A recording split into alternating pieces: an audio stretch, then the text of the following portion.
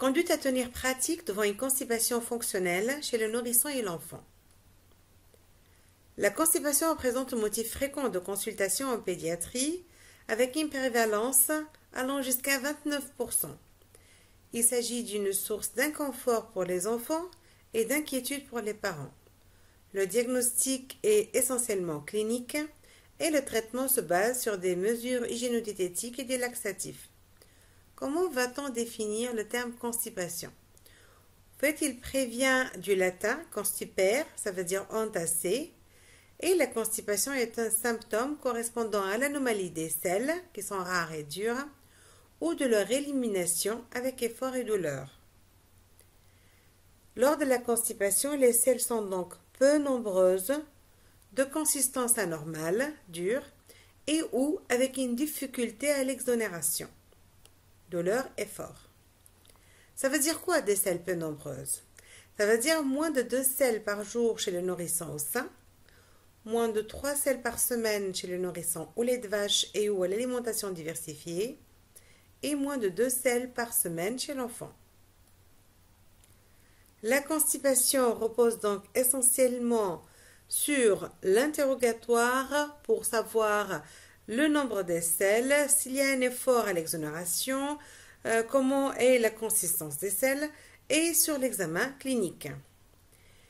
Là, la question qui va se poser est quelle stratégie proposer devant une constipation et comment va-t-on dire qu'il s'agit d'une constipation fonctionnelle.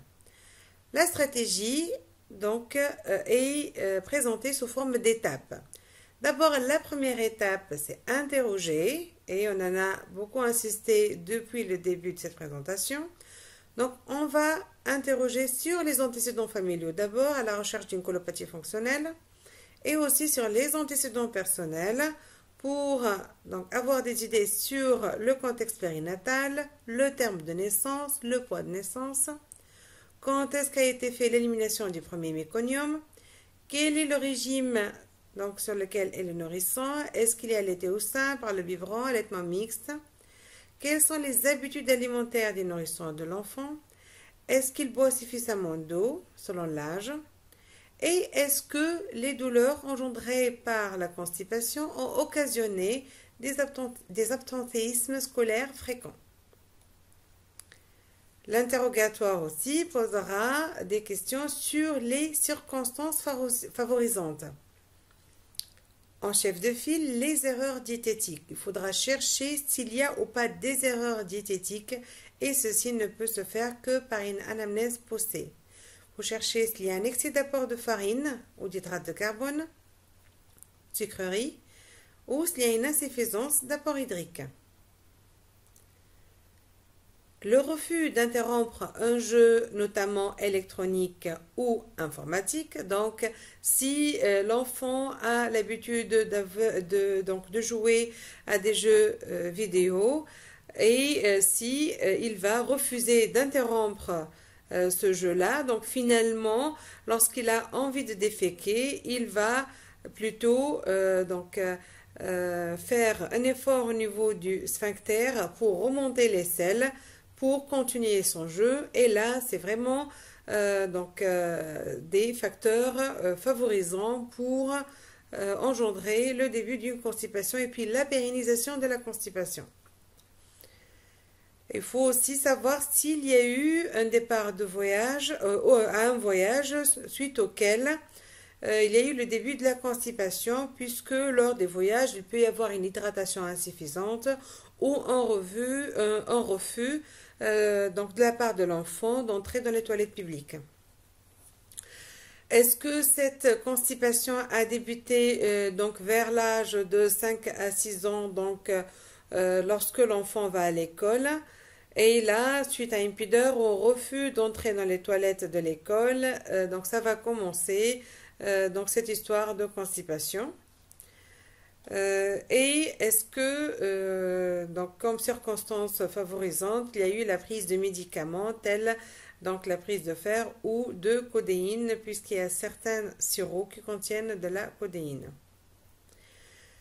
Concernant l'interrogatoire, donc à part donc les antécédents, les circonstances favorisantes, on va s'intéresser à la forme des selles, ça c'est très important. Et pour ceci, il y a une classification avec des types selon l'échelle de Bristol, pour savoir si ces selles-là sont dures comme des noix ou sont en forme de saucisse ou donc sont en forme de serpent. Ça c'est très important à décrire, comme ça l'enfant et les parents feront attention à la forme des selles et au fur et à mesure donc de l'évolution, on saura s'il y aura une pérennisation, une amélioration donc du type des selles vers des selles plus molles.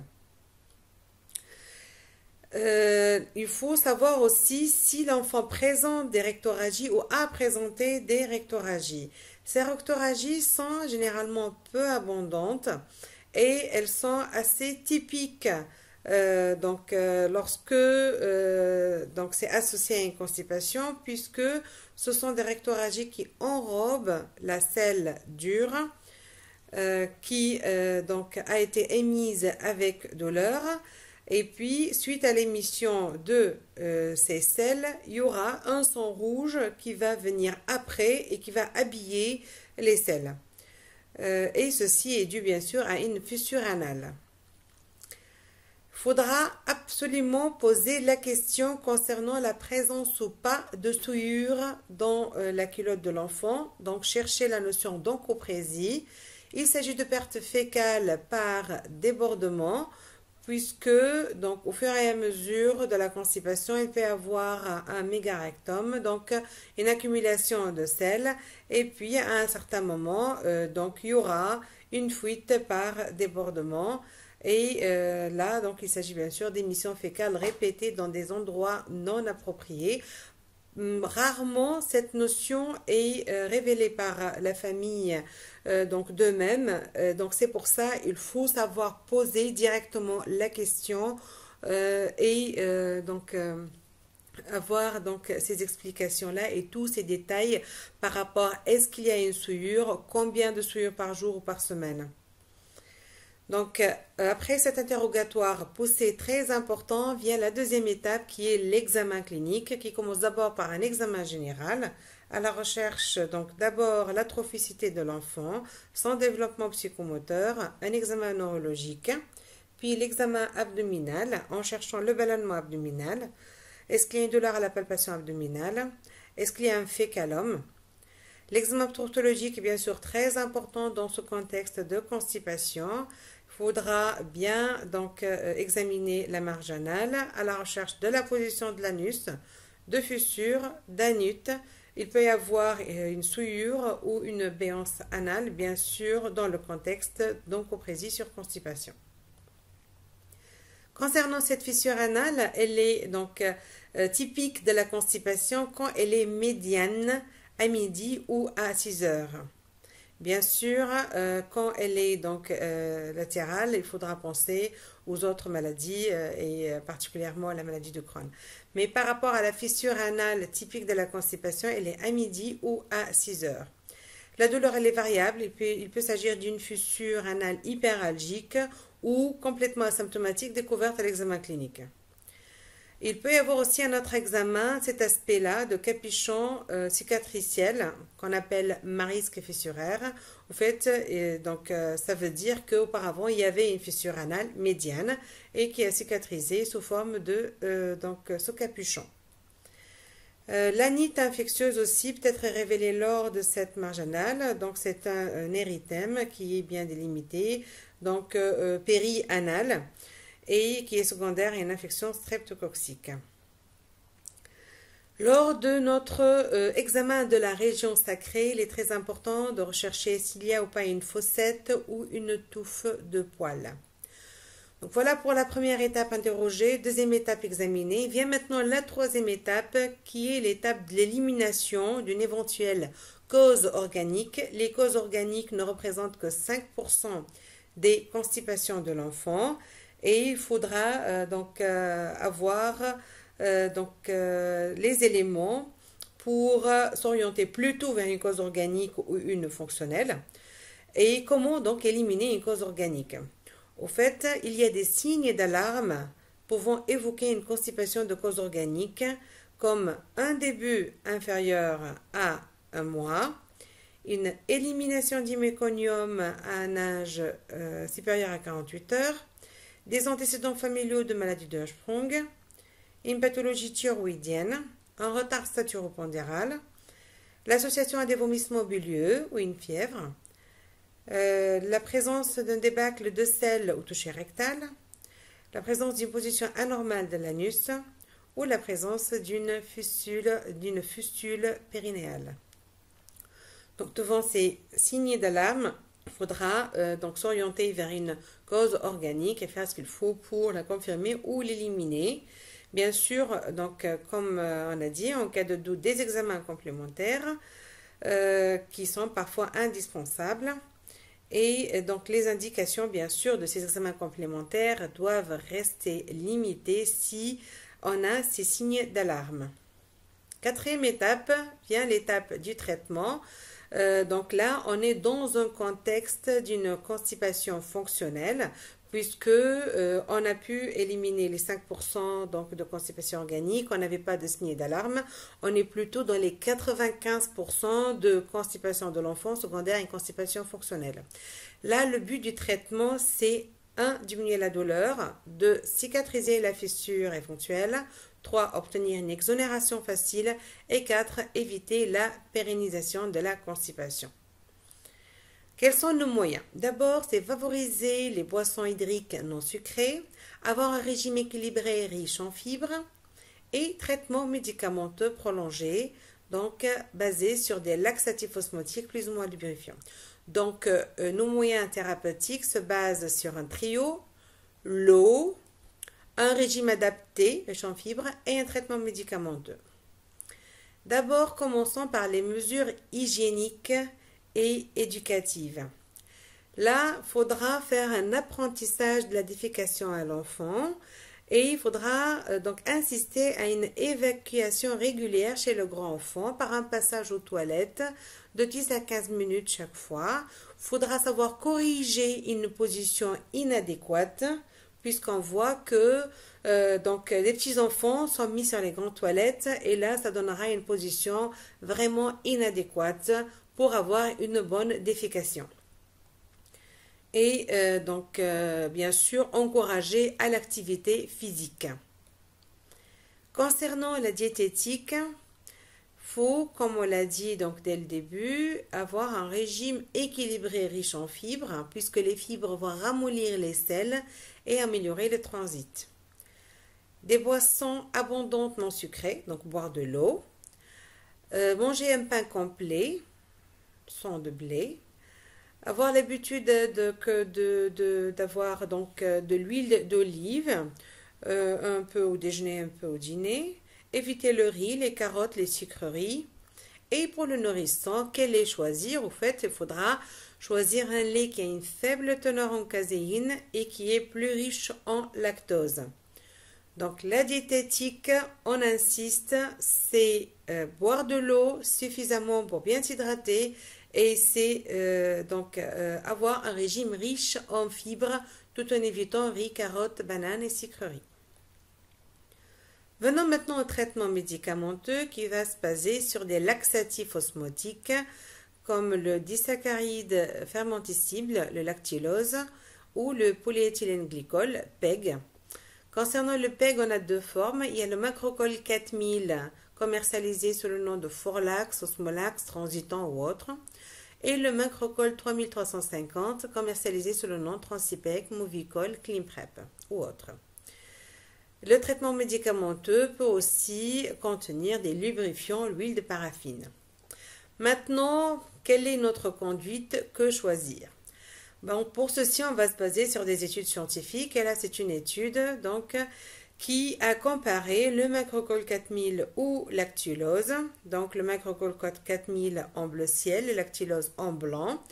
Et concernant donc l'évolution avec le nombre médian de selles par semaine, donc là l'évolution jusqu'à 12 semaines, et là c'est le nombre médian de selles par semaine, donc et là Au fur et à mesure donc de l'évolution, on voit bien que le Macrocol 4000, donc il est beaucoup plus rapidement efficace que le lactylose et on a une augmentation du nombre de selles par semaine, donc plus rapide dès la deuxième semaine de l'utilisation du Macrocol 4000. Concernant donc la même étude, elle a aussi vérifié concernant le pourcentage de sel dur et donc au fil des semaines. Là, toujours en comparant le Macrocol 4000 ou lactulose en blanc, on voit bien que le pourcentage de sel dur, il est beaucoup plus inférieur pour le Macrocol 4000 par rapport au lactulose. Donc, on voit bien, donc, au vu donc, de cette étude scientifique, que l'utilisation du Macrocol 4000 va augmenter plus rapidement le nombre médian de sels par semaine avec des sels qui sont moins durs, donc plus molles. Donc, finalement, on sait que le Macrocol 4000, il est beaucoup plus efficace que le lactulose. Comment va-t-on l'utiliser? Au fait, la dose initiale elle est de 0,4 g par kilogramme et la dose d'entretien sera de 0,8 à donc 0,2. Ça dépend de l'évolution de l'enfant. Donc, on commence par une dose qui est pratiquement équivalente à la moitié du poids.